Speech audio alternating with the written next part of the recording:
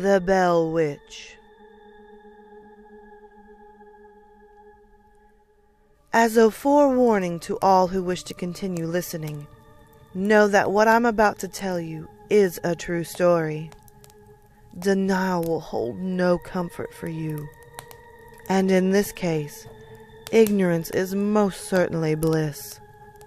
In 1817, a man named John Bell purchased a large amount of farmland in Robertson County, Tennessee. Shortly after having moved onto the property, Bell shot a strange animal in his cornfield.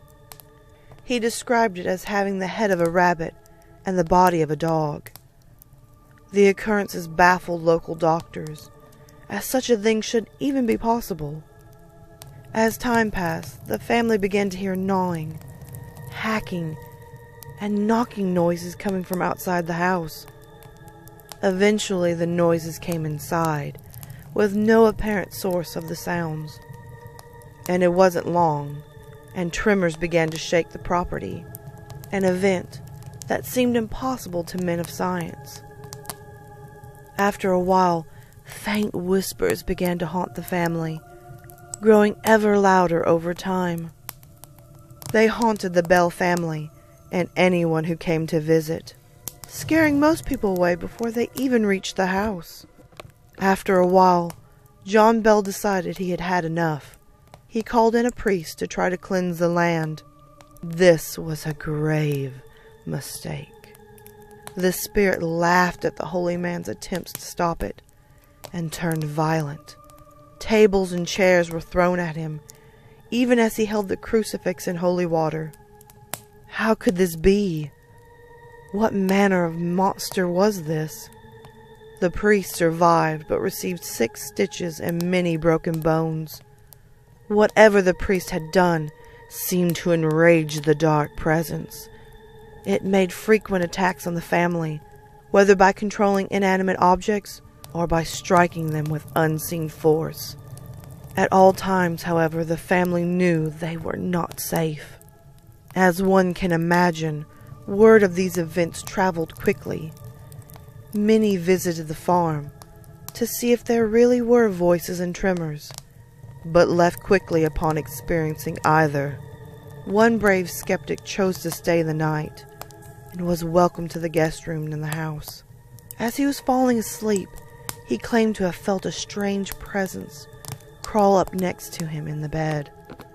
Frightened, he hastily tried to use his blankets like a net and tried to throw the presence into the fireplace. What happened then is best quoted by John Bell's journal. I was sharply awakened by the most horrid of screams coming from the guest room. Upon entering the room, they found a trail of blood leading away from the fireplace and outside the room. Though the screams remained, all hints of doubt had been erased from the mind of their guest, as he briskly left the premises. As the situation grew even more bleak, John Bell's health began to deteriorate. He suffered from a number of severe, inexplicable ailments, from facial seizures to internal necrosis. The doctors gave him medicine to help ease the pain of his passing. One day they found him lying dead on his bed. It had seemed someone had switched out his medicine for the poison, which they had confirmed upon force-feeding it to the cat. Even at his funeral, the presence did not let up.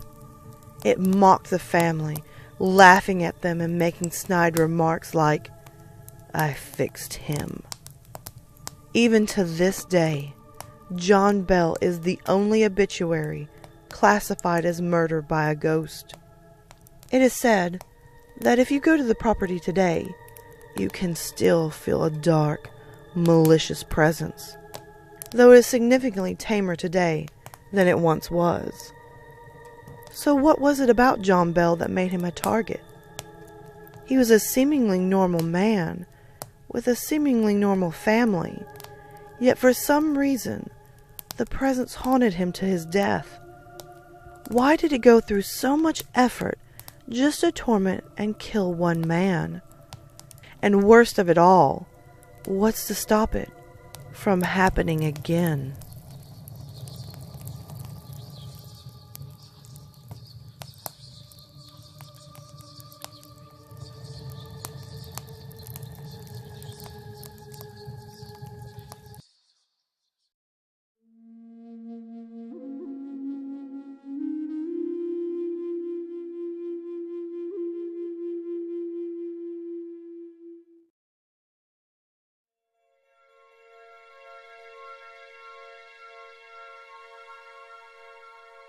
Bye.